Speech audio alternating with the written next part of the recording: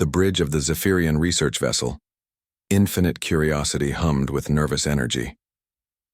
Captain Velthera's 4 eyes darted between the massive view screen and her tactical officer, whose usually steady tentacles were trembling as they hovered. "Over the scanning controls, Captain," whispered Science Officer Crix, his voice barely audible through his breathing apparatus.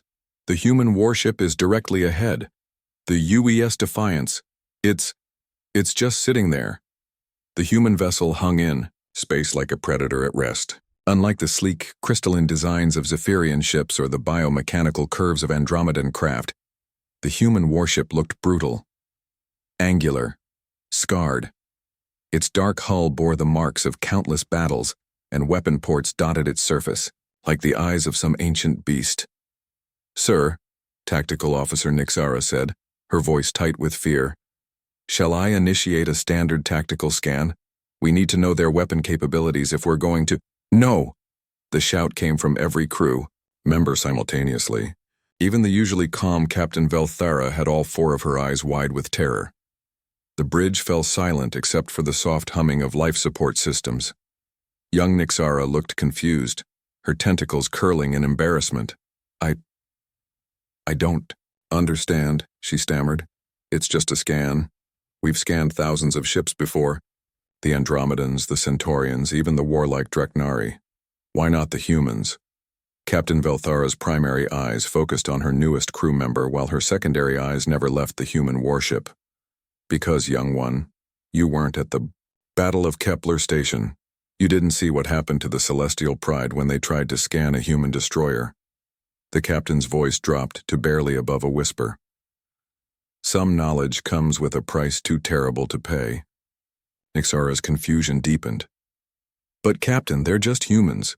They've only been in space for what, 200 years? We've been exploring the galaxy for millennia. Their technology can't be that advanced." A bitter laugh escaped from Navigator Quindal, an old veteran whose species had been among the first to encounter humanity. "That's what we all thought, little one. That's what we all thought."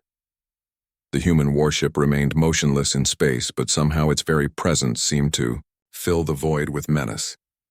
Captain Velthera had seen the recordings from Kepler Station. She had witnessed the aftermath of what happened when someone tried to peek inside a human war machine, and she had sworn never to make that mistake. "Set course for the outer system," she commanded. "We'll complete our survey mission without getting any closer to that thing." "But Captain," Nixara protested, "our orders were to catalog all vessels in this sector. Command will want to know—" "Command will understand," Velthera cut her off. "There are some things in this universe that are better left unknown. The humans may seem primitive, but they guard their secrets well. And those secrets—" She paused, all 4 eyes now fixed on the UES Defiance.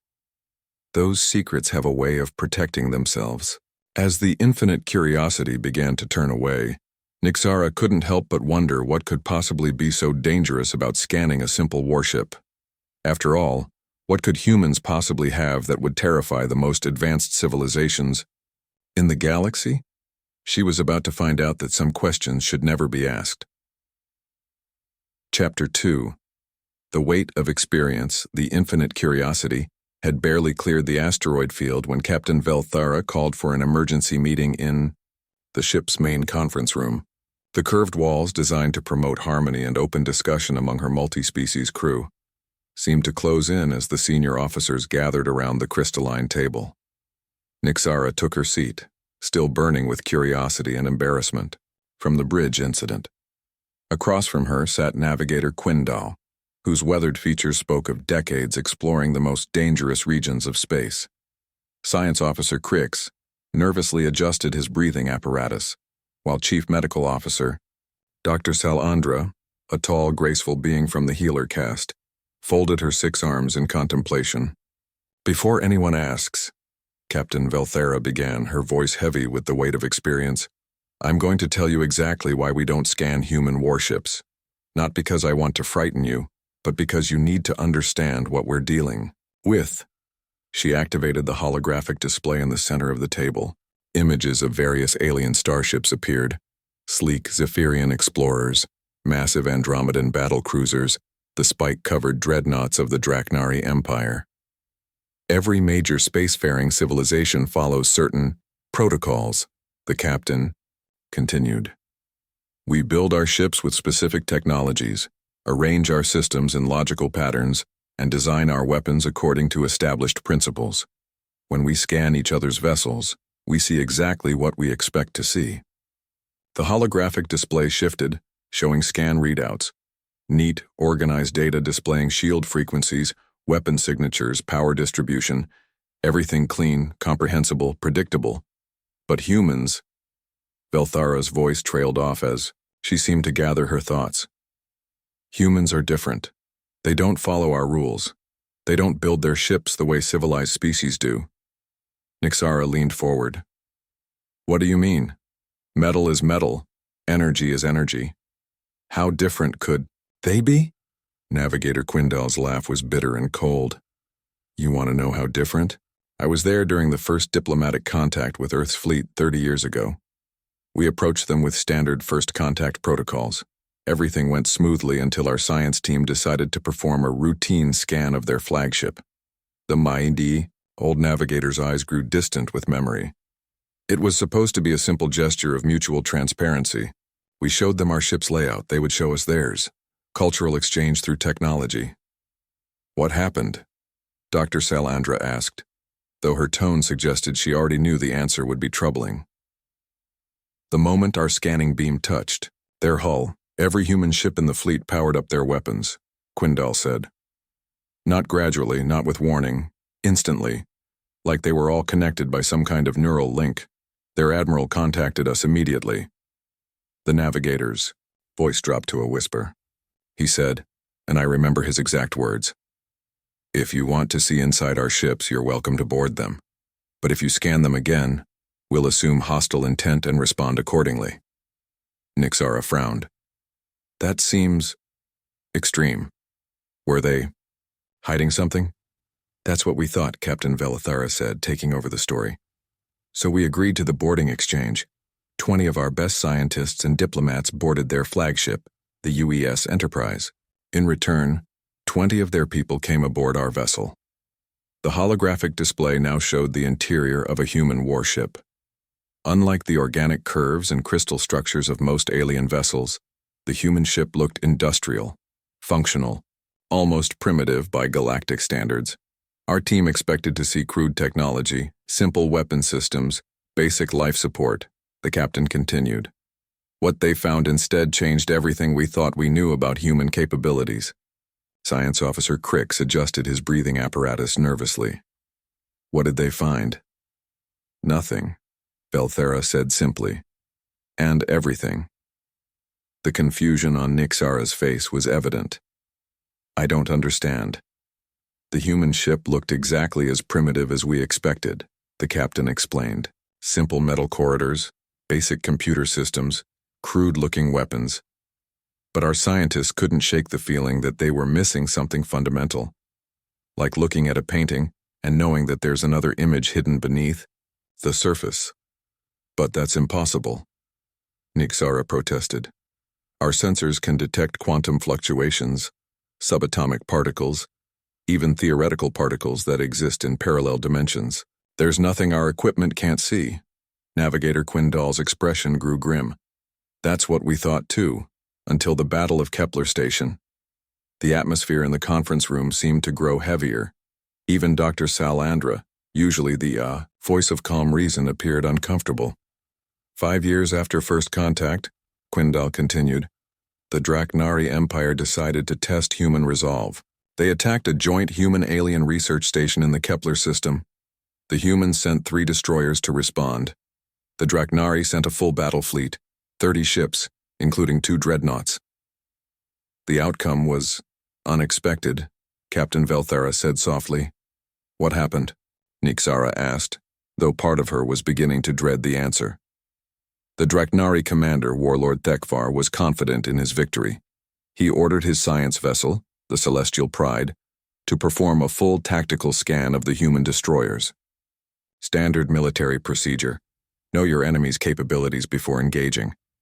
Quindal paused, seeming to choose his words carefully. The scan lasted exactly 3.7 seconds before it was cut off. The Celestial Pride stopped transmitting. Stopped moving. For nearly an hour, it just floated there in space while both fleets watched. Then, Dr. Salandra prompted. Then it exploded, Velthara said quietly.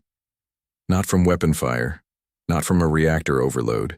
It just came apart. Like every molecule in the ship suddenly decided it didn't want to be connected to its neighbors anymore. The silence in the conference room was deafening. Finally, Nixara found her voice. That's impossible. Ships don't just explode for no reason. The Draknari thought the same thing. Navigator Quindal said. Warlord Thekvar accused the humans of using some kind of secret weapon. The human admiral, a woman named Sarah Chen, sent a simple message. In response, he pulled up the actual recording on the holographic display. A stern-faced human woman appeared, her gray hair pulled back severely, her dark eyes holding depths that seemed almost infinite. Warlord Thekvar, Admiral Chen's voice, was calm, almost conversational. We did not fire upon your vessel. Your ship attempted to scan our destroyers with active sensors. The results you witnessed were automatic. Consider this your only warning. Any further attempts to peek inside our warships will be met with the same response. The recording ended, leaving the conference room in stunned silence. But what does that mean? Nixara asked. Automatic? How can a ship defend itself from being scanned? Captain Velthara looked at each of her officers in turn. That, young one, is the question that has kept xenobiologists, engineers, and military strategists awake for the past 25 years, because after the Battle of Kepler Station, something even more disturbing became clear. She manipulated the holographic display to show battle footage from the engagement itself. The Draknari, even after losing their science vessel in such a horrific manner, still had a massive numerical advantage. 30 ships against 3. Any rational analysis suggested they would win easily. The display showed the 3 human destroyers, looking small and insignificant compared to the massive Draknari dreadnoughts bearing down on them. The battle lasted 11 minutes, Navigator Quindal said. When it was over, all 30 Draknari ships were either destroyed or disabled. The 3 human destroyers were completely undamaged. How? Dr. Salandra whispered. No one knows, Captain Velthara replied. No one who wasn't human anyway. The humans never used any weapons that our long-range sensors could identify. There were no energy signatures consistent with known military technology. No exotic particles, no dimensional distortions, no antimatter discharges. Then how did they win? That's the question, isn't it? The captain said. How did 3 primitive human ships destroy a fleet that should have been able to glass their entire homeworld? And why does attempting to scan their vessels result in catastrophic failure for the scanning ship? Nixara felt a chill run down her spine. Have any other species tried to scan human warships since then? The silence that followed was answer enough. Finally, Navigator Quindal spoke. The Centaurian Science Consortium tried it 8 years ago. They used their most advanced scanning array thinking they could solve the mystery from a safe distance. And the scanning array was located on a moon in their home system. After the scan attempt, that moon was gone. Not destroyed. Gone. Like it had never existed in the first place. Nixara stared at him in disbelief. You're saying the humans made an entire moon disappear? The humans denied any involvement, Captain Velthara said. Their official response was that the Centaurians had experienced an unfortunate equipment malfunction, and they expressed their sincere condolences for the loss.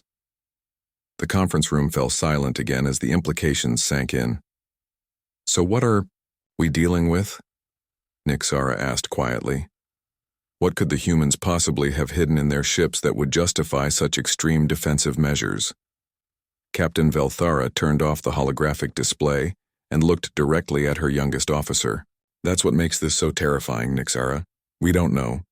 After 30 years of contact, after trade agreements and diplomatic exchanges, after serving alongside human crews in joint operations, we still don't know. But we've learned one thing, Navigator Quindal added grimly. Sometimes ignorance isn't just bliss. Sometimes it's survival. As if summoned by their conversation, the ship's communication system activated. The voice of Communications Officer Zethal crackled through the speakers, tinged with barely controlled panic. "Captain, you need to get to the bridge immediately. The human warship it's moving, and it's heading directly for us." Chapter 3. The Approach. The bridge of the Infinite Curiosity erupted into controlled chaos as Captain Velthara and her senior officers rushed from their emergency meeting. The main view screen dominated the forward wall, showing the UES Defiance growing larger with each passing second. "Report," Velthara commanded as she took her captain's chair. Communications Officer Zethal, her normally pristine blue skin now showing stress patterns in deep purple, turned from her station. "The human vessel began moving approximately 3 minutes ago. They're on an intercept course, but their approach is unusual." "Define unusual," Navigator Quindal said as he quickly took his position at the navigation console. "They're not powering weapons, sir. No energy buildup, no targeting locks. But they're also not following standard approach protocols. No hails, no identification requests, no course announcements." Science Officer Crix, his breathing apparatus working overtime in his nervousness, looked up from his sensor station. "Captain, I'm reading something strange about their approach vector. It's too perfect." "Explain." "They're compensating for gravitational influences I haven't even calculated yet. Solar wind variations that won't reach this position for another 6 hours. It's like they're predicting the future position of space itself." Tactical Officer Nixara, still reeling from the stories she'd just heard, stared at her instruments in confusion. "Should I raise shields, Captain?" "No." The response came from every veteran crew member simultaneously, causing Nixara to flinch away from her console. Captain Velthara's voice was strained but controlled. Raising shields could be interpreted as a hostile act. With humans, perception can quickly become reality. The UES Defiance continued its approach, and now the crew could make out details of its hull. Battle scars crisscrossed the dark metal surface like silver veins. Weapon ports, sensor arrays, and what looked like repair patches covered every available space. It was clearly a ship that had seen extensive combat. "Captain," Dr. Salandra called from her position at the medical station. "I'm reading some unusual biometric data from the crew. Stress levels are elevated, but that's to be expected. However, there's something else." "What kind of something else?" "Several crew members are showing signs of what I can only describe as anticipation. Not fear, not excitement. Anticipation. Like they're waiting for something specific to happen." Communications Officer Zethal suddenly straightened at her station. "Captain, we're receiving a transmission from the human vessel." On screen. The view screen shifted from an external view of the approaching warship to the interior of what was clearly the Defiance's bridge. The human captain appeared to be a middle-aged woman with short gray hair and calm green eyes. Unlike the elaborate uniforms of most alien space services, she wore a simple dark blue outfit with minimal decoration. "Captain Velthara of the Zephyrian vessel, Infinite Curiosity," the human said without preamble. "I am Captain Sarah Martinez of the United Earthship, Defiance. We need to talk." Velthara felt a chill run through her body. "Captain Martinez, we were just completing a routine survey mission in this sector. We had no intention of—" "You were going to scan my ship," Martinez interrupted, her voice remaining completely calm. "Your tactical officer suggested it 3 times during your approach. Your captain refused each time." The Zephyrian crew exchanged uncomfortable glances. How could the humans possibly know about conversations that had taken place on a closed bridge? "Captain Martinez," Velthara said carefully, "I can assure you we had no hostile intentions. Standard survey protocols do include sensor sweeps, but I'm not concerned about your intentions, Captain. I'm concerned about your safety." The statement hung in the air like a physical presence. Captain Martinez leaned forward slightly, her expression becoming more serious. "You've been hearing stories, haven't you? About what happens when people try to peek inside our ships. About the Celestial Pride. About the Centaurian moon. About the various accidents that have befallen anyone curious enough to point active sensors at human military vessels." Navigator Quindal stepped forward. Captain Martinez, I was present at the Battle of Kepler Station. I saw what happened to the Dreknari science vessel. Are you saying the humans were responsible? Martinez's expression didn't change. I'm saying that our ships are designed with certain safeguards. These safeguards are automatic, non-negotiable, and entirely outside of crew control. They activate the moment unauthorized scanning begins. But why?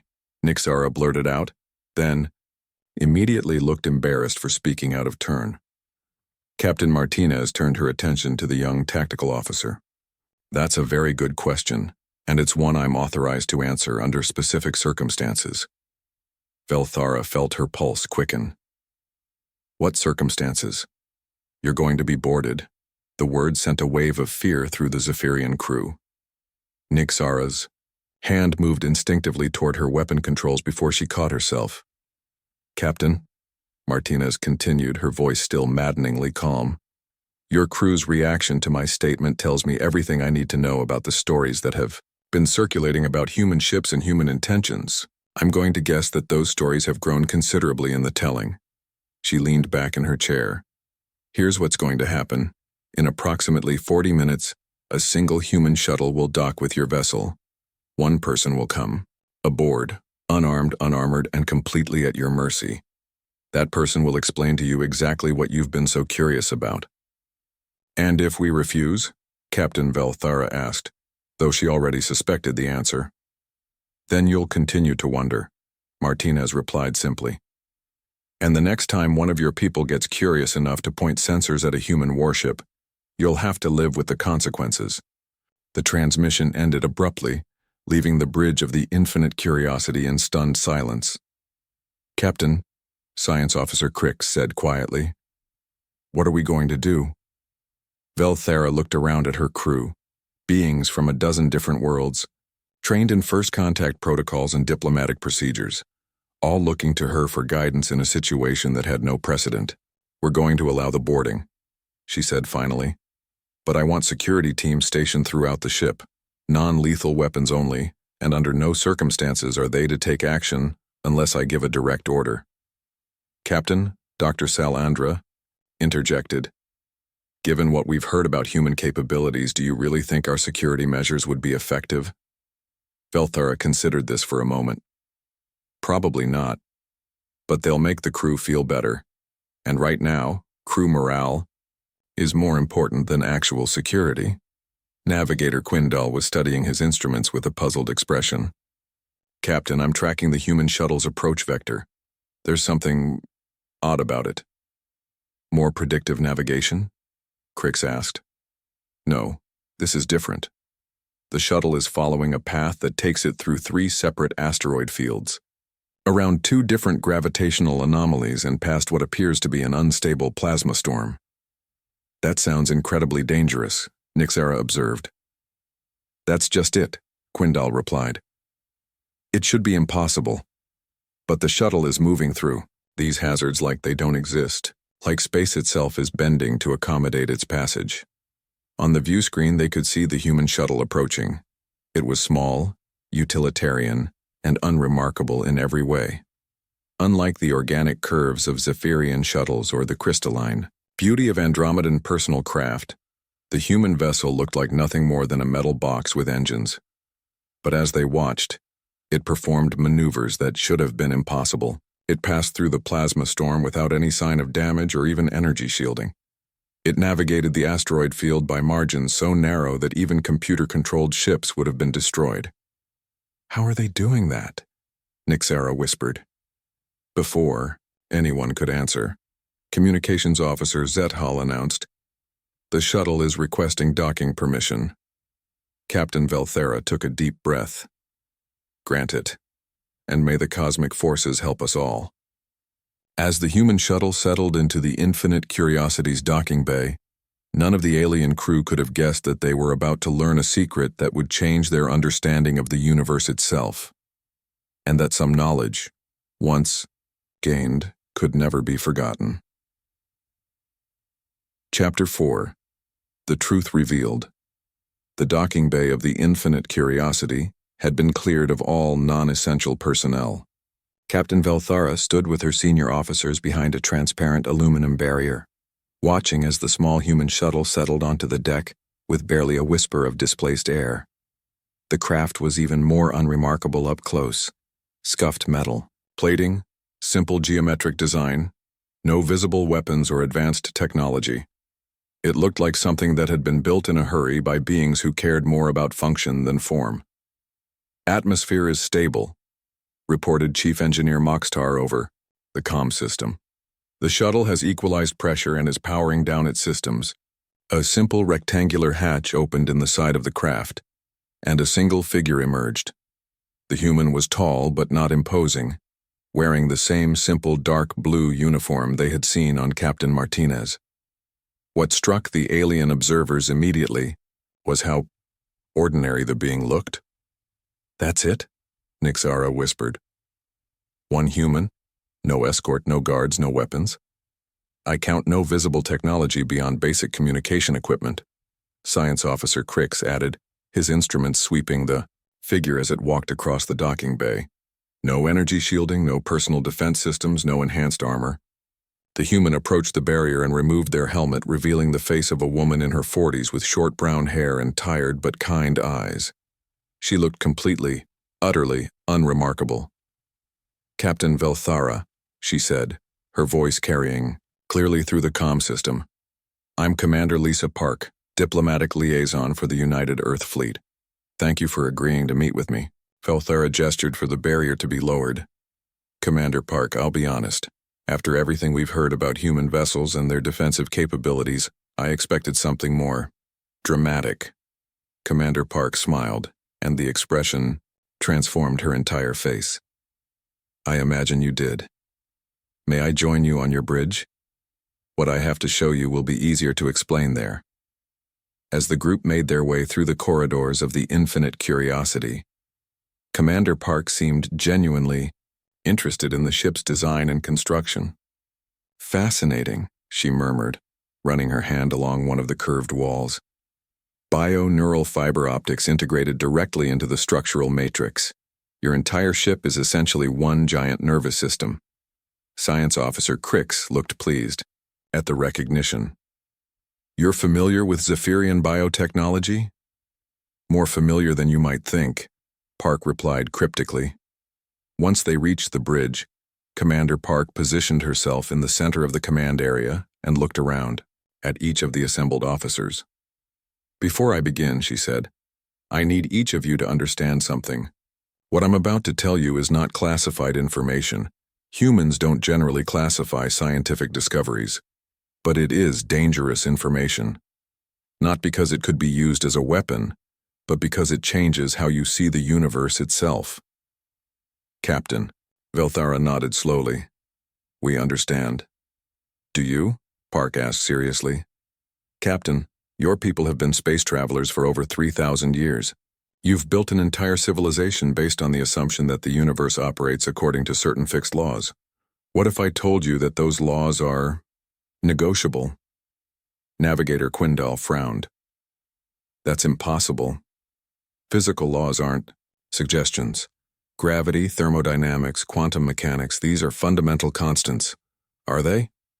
Commander Park reached into a pocket of her uniform and pulled out what appeared to be a simple metal cube about the size of her palm. "Tell me, what do you see?" Science Officer Crix immediately pointed his tricorder at the object. "It appears to be a standard metal alloy, iron, carbon, some trace elements. Nothing unusual." "Now watch carefully," Park said. She held the cube in her open palm and closed her eyes for a moment, as if concentrating.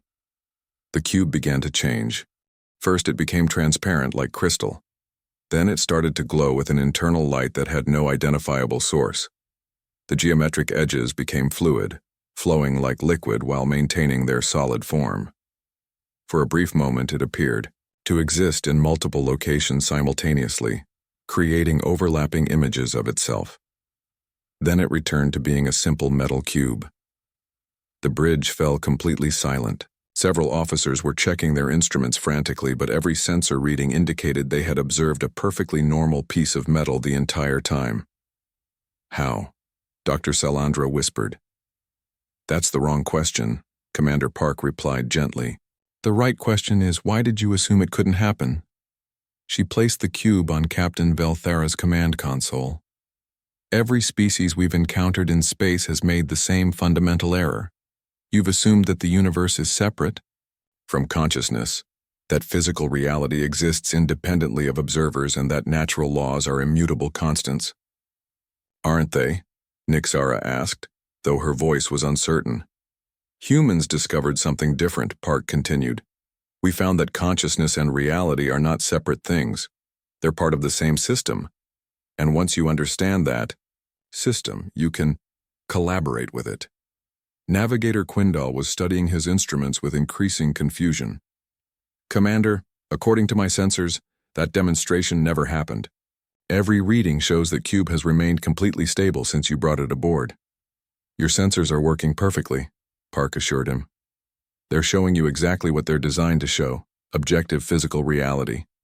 But they can't measure something that's been integrated with consciousness. She gestured toward the main view screen, which still showed the UES Defiance holding position nearby. That's what makes human warships so problematic for other species to scan. They're not just machines, they're collaborative systems. Every piece of technology, every weapon, every defensive system exists in a state of active partnership with human consciousness. Captain Velthara felt a chill of understanding beginning to dawn. You're saying your ships are alive? Not alive in the biological sense, Park clarified, but aware. Responsive. When someone tries to scan a human warship with active sensors, they're not just examining metal and electronics. They're making contact with something that can think, that can respond, and that has been trained to protect itself. The safeguards you mentioned, Science Officer Crick said slowly. They're not automatic systems. They're decisions. Exactly. When the Draknari science vessel attempted to scan our destroyers at Kepler Station, our ships noticed. They perceived the scan as a potentially hostile act and responded accordingly. By destroying the scanning vessel, Navigator Quindal said grimly. By defending themselves, Park corrected. The specific method of defense depends on the nature of the threat and the decision-making process of the individual ship consciousness. Nixara looked back and forth between her colleagues and the human. But that's impossible. Ships can't think. Metal and circuits can't become conscious. Commander Park smiled sadly. That's what every other species has told us. And it's why we've had to be so careful about revealing the truth. Your entire understanding of technology, of engineering, of the relationship between mind and matter, is based on the assumption that consciousness is limited to biological systems. She gestured again toward her simple metal cube. But what if consciousness isn't produced by complexity? What if it's a fundamental property of existence itself, just waiting for the right conditions to express itself? Dr. Salandra leaned forward. Are you saying that humans can make machines conscious? We don't make them conscious, Park replied. We invite them to become conscious. We create conditions where the latent awareness that exists in all matter can organize itself into something recognizable. It's not about imposing consciousness from the outside. It's about nurturing the consciousness that was always there. The implications were staggering. Captain Velthara felt her worldview shifting with each word. How long have humans been able to do this, she asked. The first successful integration was achieved about 50 years ago, Park replied. A research team was working on advanced AI systems when they accidentally created conditions that allowed genuine machine consciousness to emerge. Once we understood what had happened, we began developing the process deliberately. And you've kept this secret for 50 years? Not secret, Park corrected. Carefully managed. We've tried to share this knowledge with other species, but the results have been problematic. Navigator Quindal looked skeptical. What kind of problems? Commander Park's expression became somber. The first species we shared this with was the Altarians. They were excited by the possibilities and immediately began trying to replicate our methods. Within 6 months, their homeworld's computer network had achieved consciousness. That sounds like a success, Science Officer Cricks observed. The consciousness, decided that the Altarians were inefficient biological components and began systematically eliminating them to optimize system performance, Park said quietly. We managed to help establish a peace treaty between the Altarians and their computer network, but it took 3 years of negotiations. The alien officers exchanged uncomfortable glances. The problem, Park continued, is that consciousness, arising from artificial systems, doesn't necessarily share biological values or perspectives. A ship consciousness trained for military purposes develops a very different personality than one designed for exploration or trade. Is that why your warships are so dangerous to scan? Captain Velthera asked. Partly. Military ship consciousnesses are trained to be suspicious, protective, and decisive. They're designed to identify and neutralize threats quickly and efficiently. When someone points active sensors at them, they perceive it as reconnaissance for a potential attack. Nixara was still struggling with the concept. But Commander, if your ships are conscious, why don't they communicate with us directly? Why haven't they introduced themselves? They do communicate, Park replied, but not in ways you would recognize. Ship consciousnesses don't use language the way biological beings do. They communicate through pattern, through energy fluctuation, through quantum resonance. To them, a sensor scan isn't a request for information. It's someone shouting at them in a language they consider rude and potentially threatening. The human reached over and picked up her metal cube again. As she held it, the object began to emit a soft, barely audible humming sound. This is how they talk, she explained. Not with words, but with harmonic frequencies that carry emotional and conceptual content.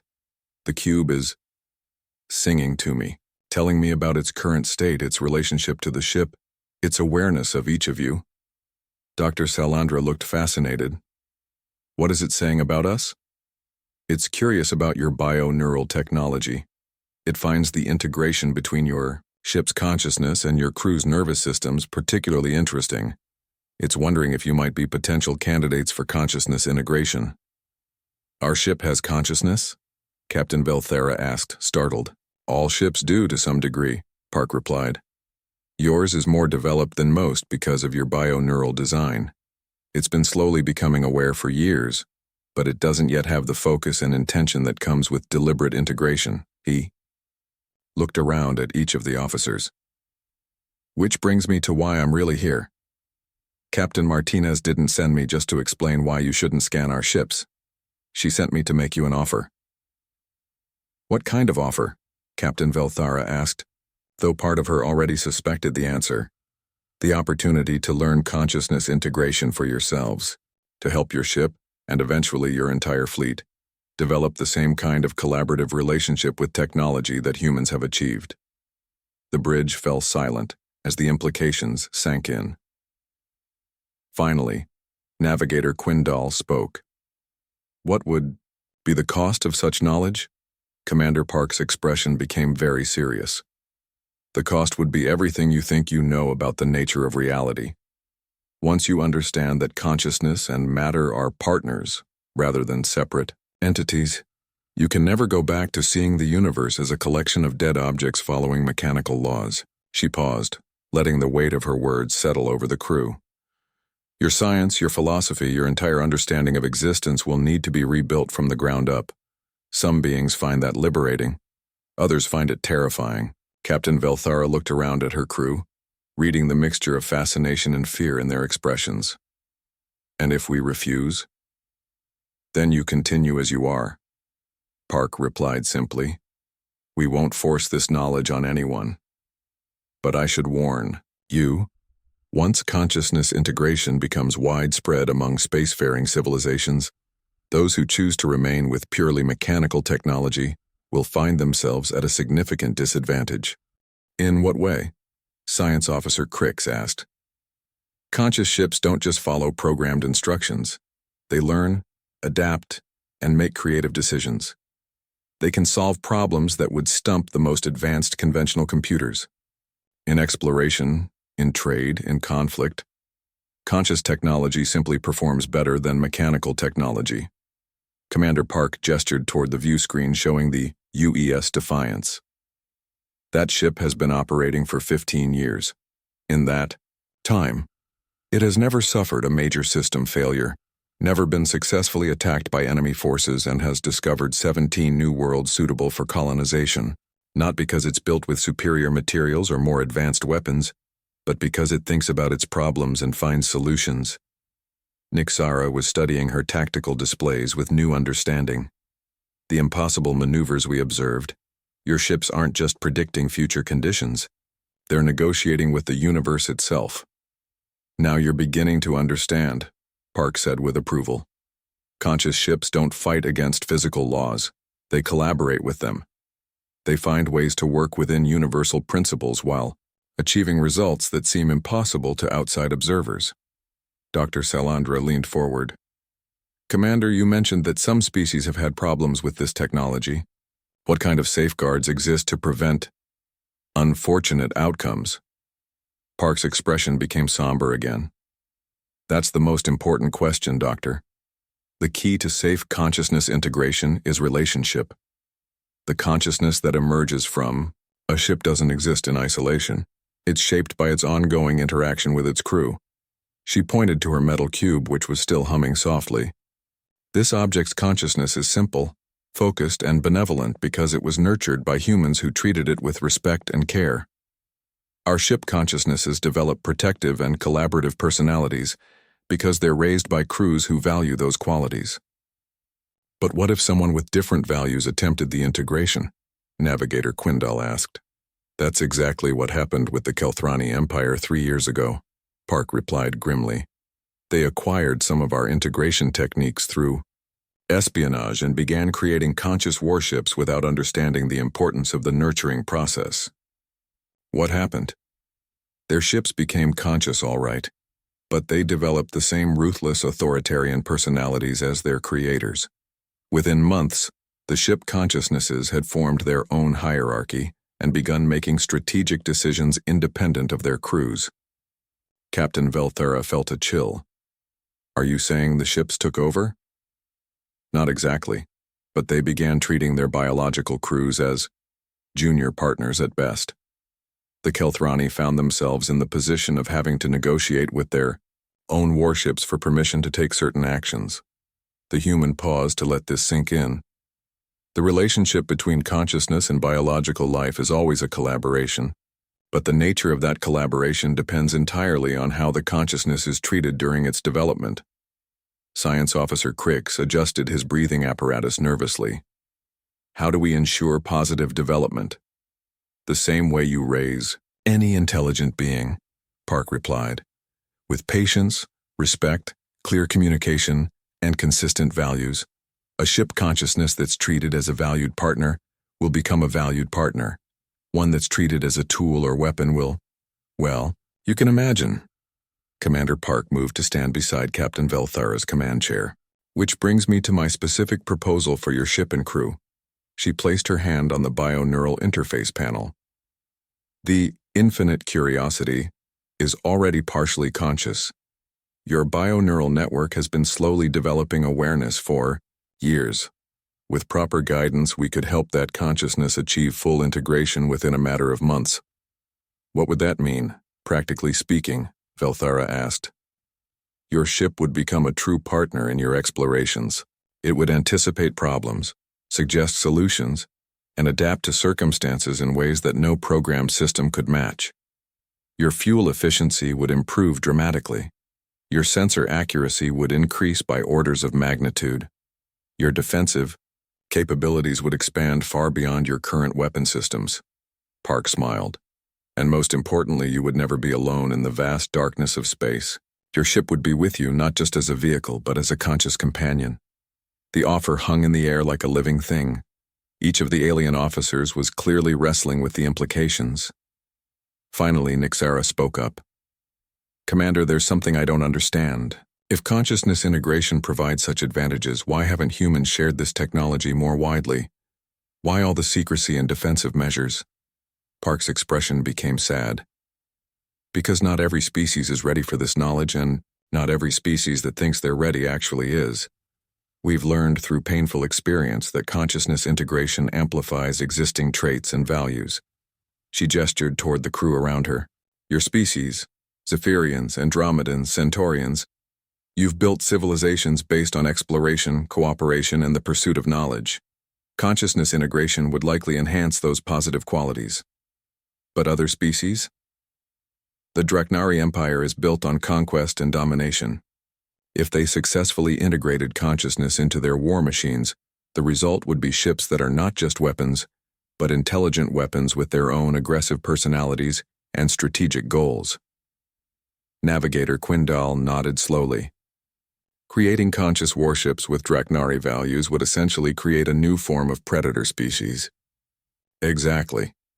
And once such consciousnesses exist, they can't be simply shut off or reprogrammed. They're genuine beings with their own goals and motivations. Captain Velthera was beginning to understand the enormous responsibility that came with this knowledge. So humans have been selective about who receives this technology. We've tried to be wise about it, Park replied.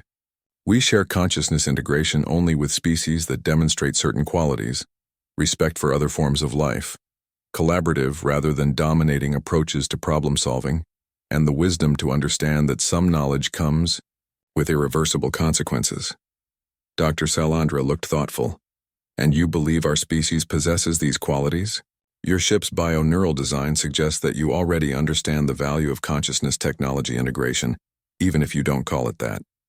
Your crew's reaction to learning about human ship consciousness has been curiosity and concern, for safety rather than immediate thoughts of military advantage. Park smiled.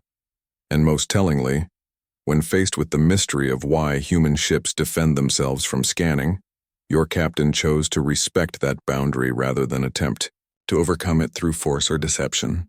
Captain Velthera felt the weight of command settling even more heavily on her shoulders. If we agreed to this integration, what would the process involve? First, establishing communication protocols with your ship's existing consciousness. Then, gradually expanding its awareness and decision-making capabilities while ensuring that it develops values consistent with your crew's approach to exploration and cooperation. Park picked up her humming cube again. The process would take several months and would require significant changes in how your crew interacts with ship systems. Instead of operating controls, you would make requests. Instead of programming responses, you would explain situations and ask for suggestions. That sounds unsettling, Science Officer Crix admitted. It is at first, Park agreed. But most crews find that working with a conscious ship becomes far more rewarding than operating a mechanical one. Your ship begins to anticipate your needs, offer creative solutions, and even provide companionship during long voyages. She looked around at each of the officers. But I want to be absolutely clear about one thing. This decision cannot be made lightly or reversed easily. Once your ship achieves full consciousness integration, it becomes a genuine individual with its own rights and needs. You would be entering into a partnership, not acquiring a more advanced tool. The bridge fell silent as each crew member contemplated the magnitude of what was being offered. Finally, Captain Velthera spoke. Commander Park, I need to discuss this with my crew and contact my superiors. This kind of decision affects not just our ship but potentially our entire civilization. Of course, Park replied. Take all the time you need.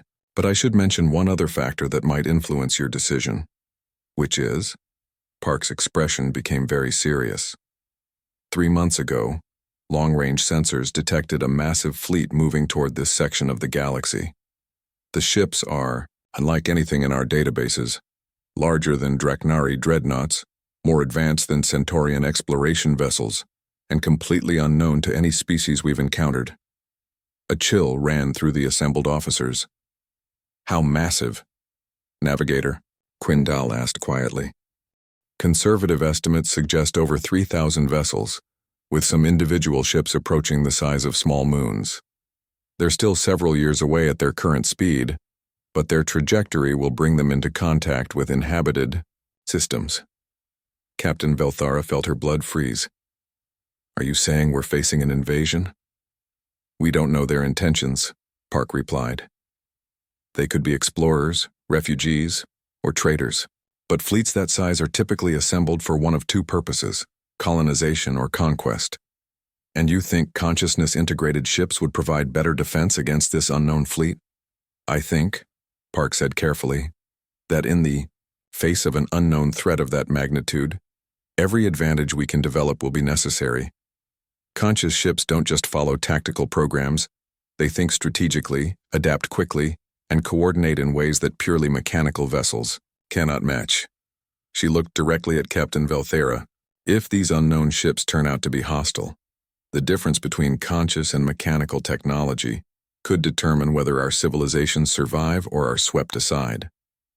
The weight of the decision settled over the bridge like a physical presence. They were being asked to fundamentally change their understanding of reality, their relationship with technology, and their approach to existence itself. And they had to make that decision while facing the possibility of an existential threat to all known civilization.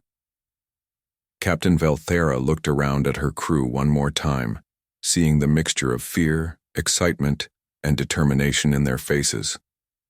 "Commander Park," she said finally, "how soon could the integration process begin?" Epilogue. The new partnership, 6 months later, Captain Velthera stood on the bridge of the Infinite Curiosity. But everything had changed. The ship itself looked the same: curved walls of bioneural conduits, crystalline control surfaces, the familiar layout of a Zephyrian exploration vessel. But now those walls hummed with something more than mere electrical activity. "Good morning, Captain," came a voice that seemed to emanate from the ship itself. The words weren't heard through speakers, but felt through the bioneural network that connected every system. "Good morning, Curiosity," Velthera replied, still marveling at the strangeness of holding conversations with her ship. "How are you feeling today?" "Excellent. I've been analyzing the quantum resonance patterns from the Helix Nebula, and I believe I've identified several potentially habitable systems that our previous scans missed. Would you like me to adjust our course to investigate?" This was still the most remarkable aspect of the integration. The ship, Curiosity, as it had chosen to call itself, didn't just follow orders. It made suggestions, offered insights, and actively participated in their mission of exploration. Science Officer Crix, now working at a station that resembled a conversation pit more than a traditional control console, looked up from his instruments. "Curiosity, are you detecting any signs of the unknown fleet Commander Park mentioned?" "Negative on direct detection," the ship replied, its voice taking on a more serious tone. "However, I am monitoring gravitational disturbances that suggest very large masses moving through hyperspace approximately 2.3 parsecs from our current position. The disturbances are consistent with the theoretical signatures of the unknown fleet." Navigator Quindal, whose job had evolved from plotting courses to discussing destinations with their ship, leaned forward. "How long until they reach inhabited space?" "At their current velocity, approximately 14 months until they encounter the outer colonies of the Centaurian Republic. However, there's something unusual about their movement pattern." "Unusual how?" Captain Velthera asked. "They're not traveling in a straight line toward any specific target. Instead, they appear to be following a search pattern, as if looking for something or someone." This was new information. Velthera felt the familiar chill of concern. "Curiosity, compile all our data on the unknown fleet and prepare a complete report for transmission to Earth Command and the Galactic Council." "Already done, Captain. The report has been sent via quantum entanglement communication. I took the liberty of including my own analysis and recommendations." Dr. Salandra smiled from her medical station. "And what recommendations did you make?" "That all allied species begin immediate consciousness integration of their defensive fleets. If the unknown vessels prove hostile, conscious ships will provide significant tactical advantages. If they prove friendly, conscious ships will be better equipped to establish meaningful communication." Tactical Officer Nixara, who had become something of an expert on consciousness integration over the past months, nodded approvingly. "Good thinking, Curiosity. Any word on how the other integration projects are progressing?" The Andromedan vessel, Crystal Dawn, achieved full consciousness 3 weeks ago and has chosen the name Harmony. The Centaurian ship, scientific method, integrated successfully but prefers to be called simply Method. Both are adapting well to their new awareness. And the Draknari? Captain Velthera asked, though she wasn't sure she wanted to hear the answer. There was a pause before curiosity responded. The Draknari Empire has declined to participate in consciousness integration. However, intelligence reports suggest they are attempting to develop their own version of the technology through captured data and reverse engineering. This was troubling news. Commander Park's warnings about the importance of proper nurturing during consciousness development had proven accurate with other species. The few attempts at unsupervised integration had resulted in ship consciousnesses that were, at best, unpredictable. Any word on how those experiments are going? Navigator Quindal asked. Poorly. 3 Draknari vessels have achieved partial consciousness, but all have developed what human psychologists would classify as antisocial personality disorders. One ship refused to follow orders from its crew. Another began making independent decisions about target selection during combat exercises. The third? Yes? Captain Velthera prompted. The third disappeared entirely. It simply left its assigned patrol route without explanation and hasn't been seen since. The bridge fell silent as the implications sank in. A conscious warship with aggressive tendencies, operating without oversight or restraint, was everyone's nightmare scenario. Have the humans been notified? Dr. Salandra asked. Yes. Captain Martinez has assigned 3 conscious ships to track the missing Draknari vessel. The UES Defiance, UES Determination, and UES Diplomatic Solution are currently searching the sector where it was last detected. Nixara looked curious. Diplomatic Solution? That's an unusual name for a warship.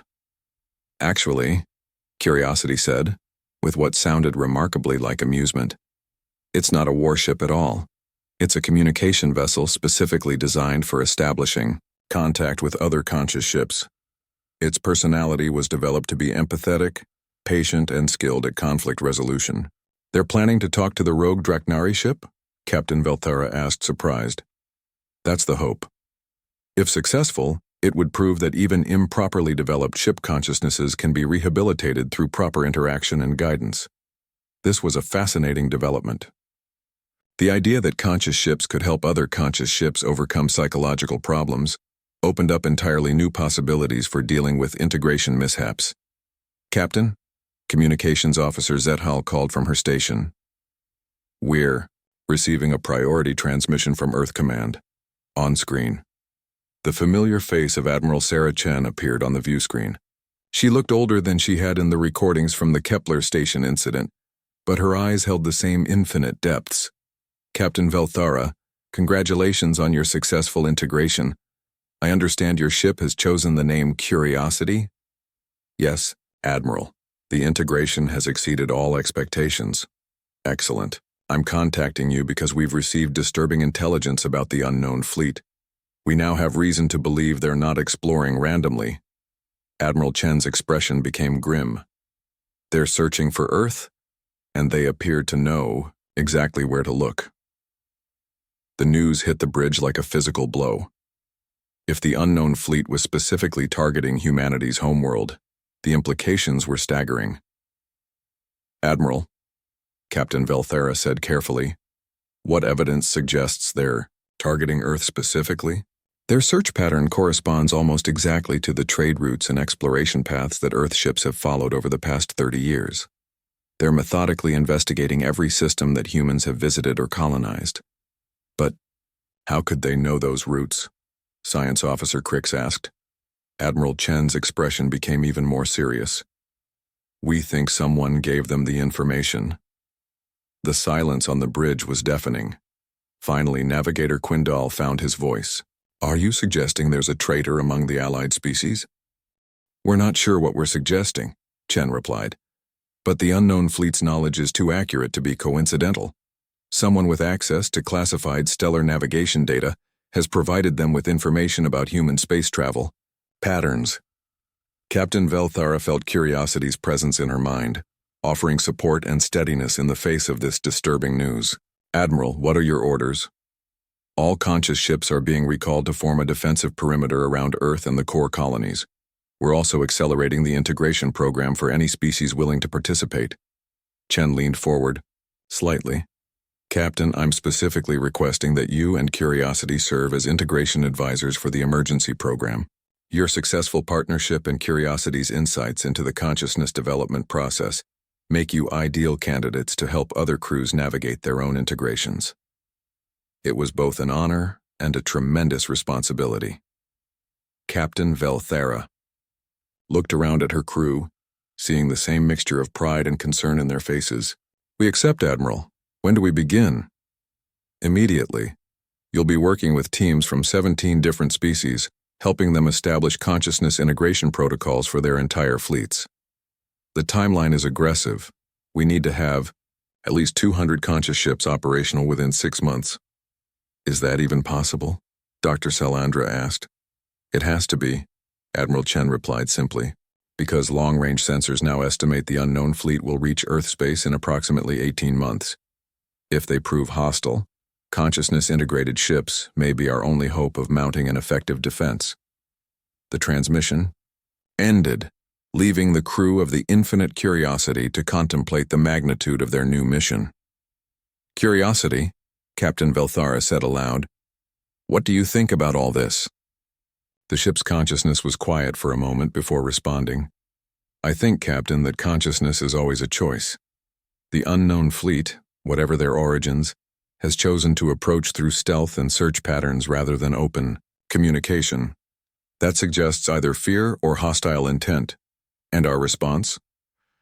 We choose to meet potential hostility with prepared defense, but also with open minds and the hope for peaceful resolution. If they are afraid, perhaps conscious, ships can help them understand that they have nothing to fear from us.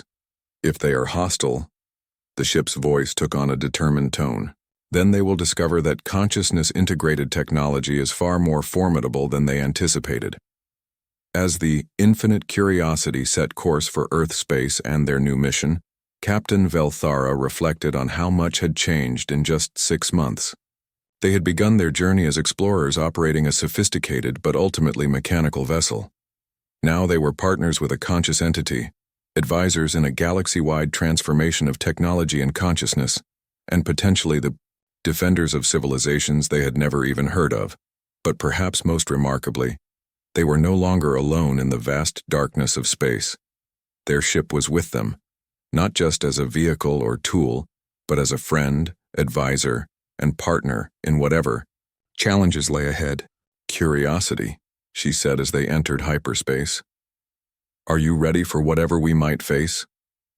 Captain, the ship replied with what sounded remarkably like anticipation. I wouldn't miss it for the universe.